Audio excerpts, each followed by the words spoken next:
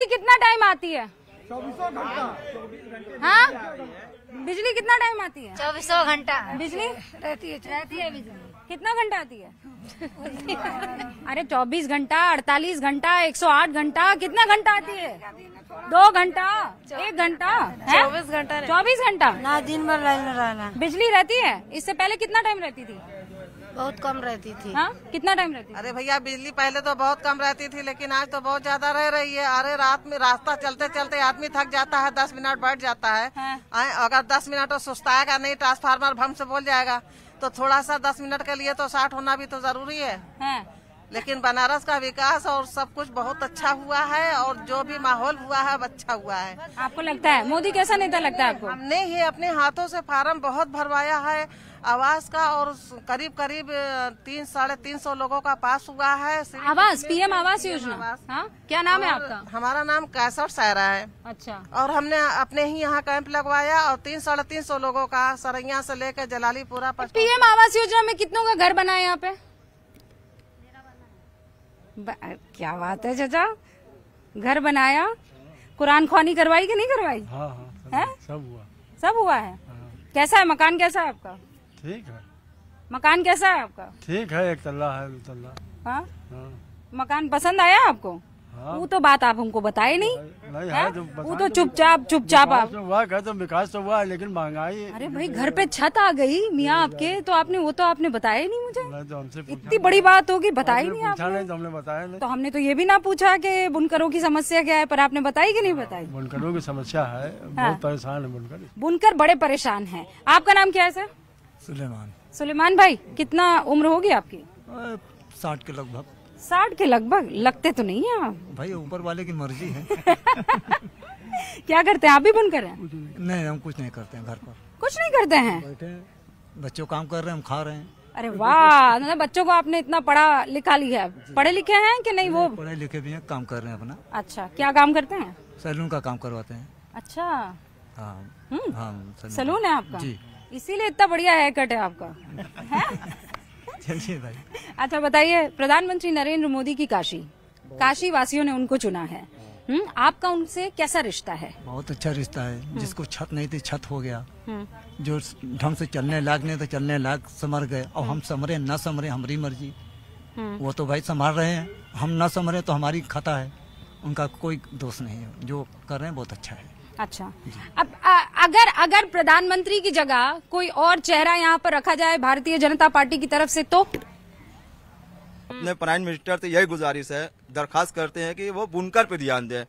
और हम बहुत परेशान है। देखिए, हमारे घर में 10 लोग का परिवार है, तो 10 लोग का खर्चा कितना है हफ्ते में? काम 10 लोग कैसे हुए?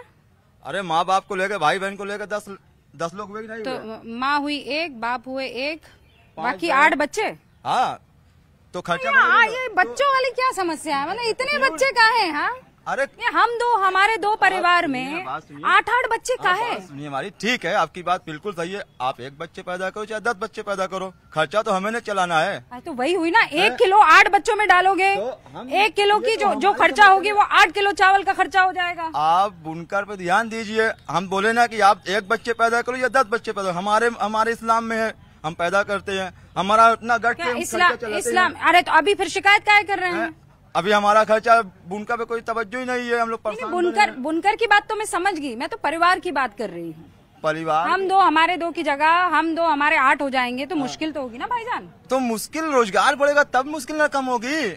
8 आपकी नौकरी करते हैं? नहीं, तो 2 नौकरी करेगा, 2 एक काम करेगा, वो 8 लोगों का बहुत बोझ बढ़ाएगा, बोझ उसका अपने सर पे ढोएगा, तो उसके लिए तो तकलीफ ही होगी ना। काहे तकलीफ हुई? जब रोजगार है तो तकलीफ कहाँ हुई? आमदनी नहीं बढ़ेगी। तो 8 लोग को रोजगार आप कहाँ ले? आप कह रहे हैं घर में बैठे हुए हैं। बैठे नहीं है। आपकी बहनें रोजगार करती हैं, मतलब वो नौकरी करती हैं? हम लोग बहन लोग से काम नहीं कराते हैं। काहे नहीं कराते हैं? हमारे यहाँ काम नहीं है। बच्चे पैदा करेगी बस। अच्छा, क्या नाम है? मैं भी एक मुस्लिम घर से, मुमताज बानो नाम है। मैं रात बिरात चलती हूँ, रात में 2 बजे 1:30 बजे एक सामाजिका भी हूँ, और अच्छे से ऐसा कुछ नहीं है। हम बहनें, हमारे मुस्लिम भाई अपनी लड़कियों को पढ़ाए, लड़के के बराबर ये ना सोचे कि वो लड़की है घर से बाहर नहीं जाएगी। एक लड़की है, वो कुछ भी कर सकती है, जरूरी नहीं है कि वो भाईजान कह तो रहे हम लड़कियों से काम नहीं कराते। नहीं, ये सोच बदलनी चाहिए। आज अगर हमारे भाई पढ़ाएंगे तो हमारी भी बहन कलेक्टर होगी, डीएम होगी, मुख्यमंत्री होगी। आ जाओ यार, ताली बजाओ। अभी आ रही हूँ बहन को लेकर।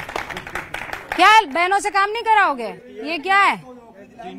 अभी रुक जाओ, शांत बैठ जाओ। देखिए, शांत बैठ जाओ। जिन मुसलमान भाई को अपनी बहन से बार काम कराना है वो कराए, हमें कोई आपत्ति नहीं है, लेकिन हमें अपनी बहन से बार बार काम करा मुझे अच्छा नहीं लगता। हम लोग क्या ना, वापिस नाम बताना।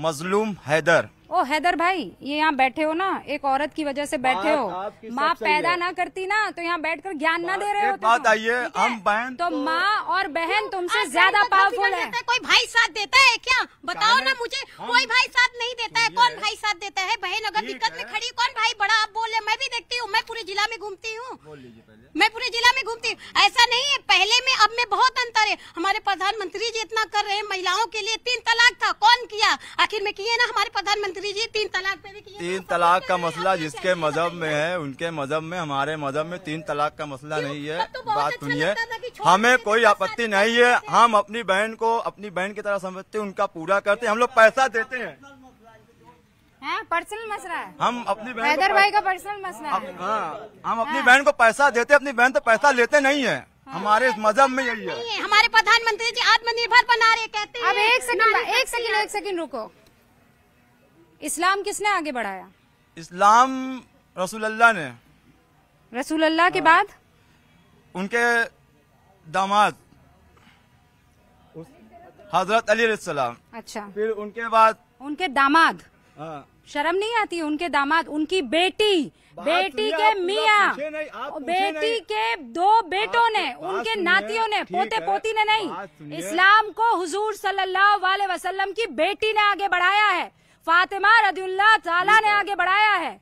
माँ फातिमा ने आगे बढ़ाया है। समझे? आपको पता है ज़ैनब अलैहिस्सलाम के बारे में? आप जानते हैं खदीजा रदियल्लाहु ताला के बारे में? कौन थे वो? देखिए, ये तब तो हुजूर किसके लिए काम करते थे पता है? खदीजा रदियल्लाहु ताला कौन थी? उनके लिए नौकरी करते थे हुजूर। तुम्हारे जैसा आदमी होता है तो खदीजा रदियल्लाहु ताला भी ना कर पाती वो काम। तुम जैसे लोग यहाँ बैठकर कहते हैं हम अपनी बहनों को पैसे नहीं दे, हम उनसे लेंगे नहीं। अरे हुजूर की राह पर चल रहे हो तो हुजूर की राह पर चलो ना। आप ही चल रहे हैं। कहाँ है? मैं कह रही हूँ इस्लाम हुजूर की बेटी ने आगे बढ़ाया। सबसे पहले अगर हुजूर को ताकत किसी ने दी है अल्लाह के बाद तो वो खदीजा रदियल्लाहु ताला ने दी है।